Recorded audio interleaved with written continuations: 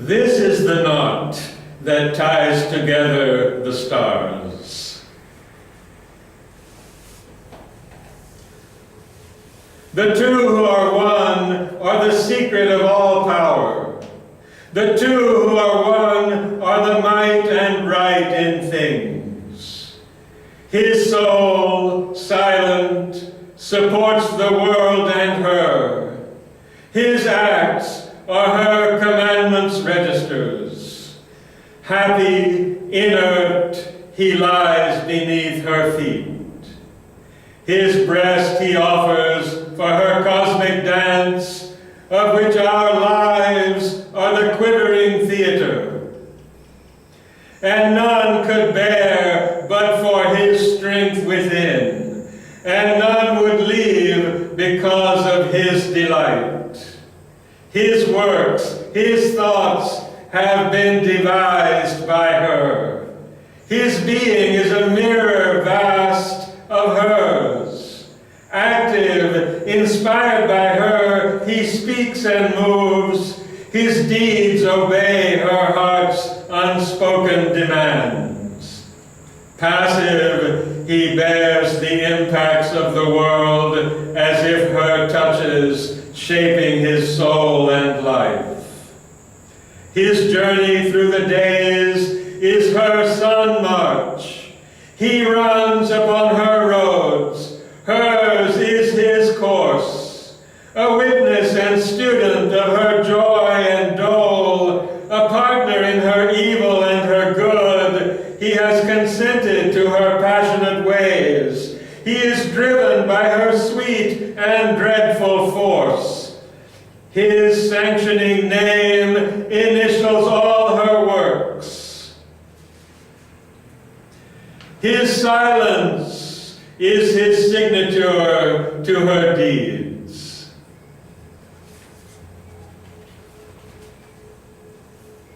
In the execution of her drama scheme, in her fancies of the moment and its mood, in the march of this obvious ordinary world where all is deep and strange to the eyes that see, and nature's common forms are marble wefts, she, through his witness sight and motion of might, unrolls the material of her cosmic act, her happenings that exalt and smite the soul, her force that moves, her powers that save and slay, her word that in the silence speaks to our hearts, her silence that transcends the summit word, her heights and depths to which our spirit moves, her events that weave the texture of our lives,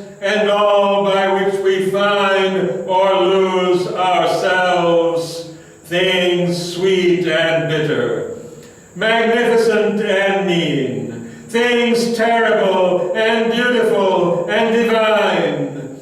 Her empire in the cosmos she has built.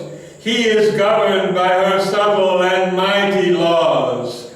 His consciousness is a babe upon her knees. His being a field of her vast experiment. Her endless space is the playground of his thoughts. She binds to knowledge of the shapes of time, the creative error of limiting mind, and chance that wears the rigid face of fate, and her sport of death and pain and nescience, his changed and struggling immortality. She binds to knowledge of the shapes of time and the creative error of limiting mind and chance that wears the rigid face of fate, and her sport of death and pain and nescience, his changed and struggling immortality. His soul is a subtle atom in a mass. His substance, a material for her works.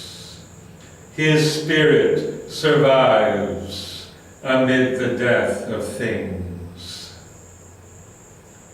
He climbs to eternity through being's gaps. He is carried by her from night to deathless light.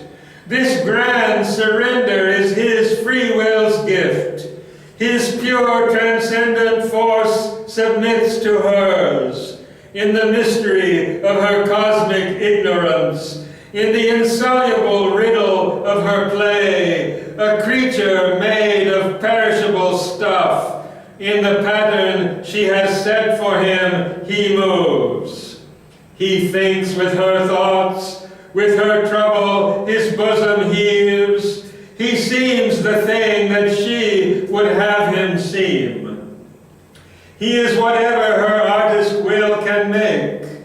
Although she drives him on her fancy's roads, at play with him as with her child or slave, to freedom and the eternal's mastery and immortality stand above the world, she moves her seeming puppet of an hour.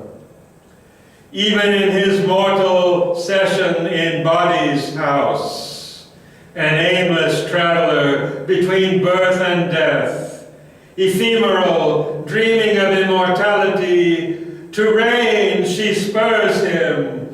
He takes up her powers. He has harnessed her to the yoke of her own law. His face of human thought puts on a crown. Held in her leash, bound to her veiled caprice, he studies her ways, as if so he may prevail even for an hour, and she work out his will. He makes of her his moment passion's serf. To obey she feigns. She follows her creature's lead. For him she was made, lives only for his use. But conquering her, then is he most her slave. He is her dependent. All his means are hers. Nothing without her he can. She rules him still. At last he wakes to a memory of self. He sees within the face of deity. The Godhead breaks out through the human mold. Her highest heights she unmasks and is his mate.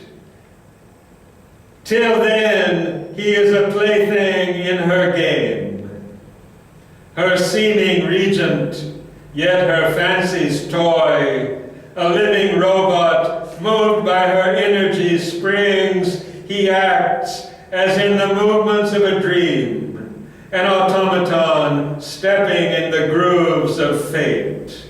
He stumbles on, driven by her whip of force.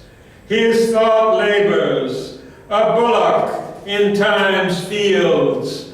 His will, he thinks his own, is shaped in her forge. Obedient to world nature's dumb control, driven by his own formidable power, his chosen partner in a titan game, her will he has made the master of his fate. Her whim, the dispenser of his pleasure and pain. He has sold himself into her regal power for any blow or boon that she may choose.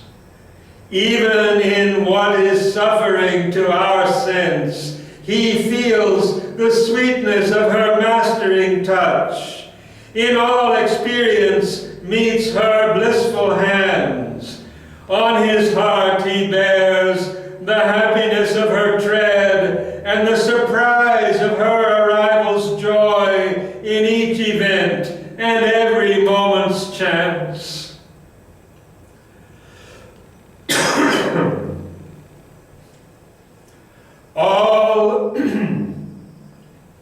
All she can do is marvelous in his sight.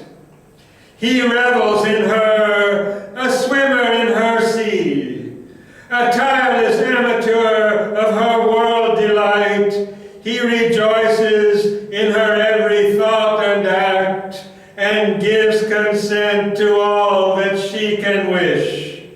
Whatever she desires, he wills to be. The Spirit, the innumerable One, he has left behind his lone eternity. He is an endless birth in endless time, her finite multitude in an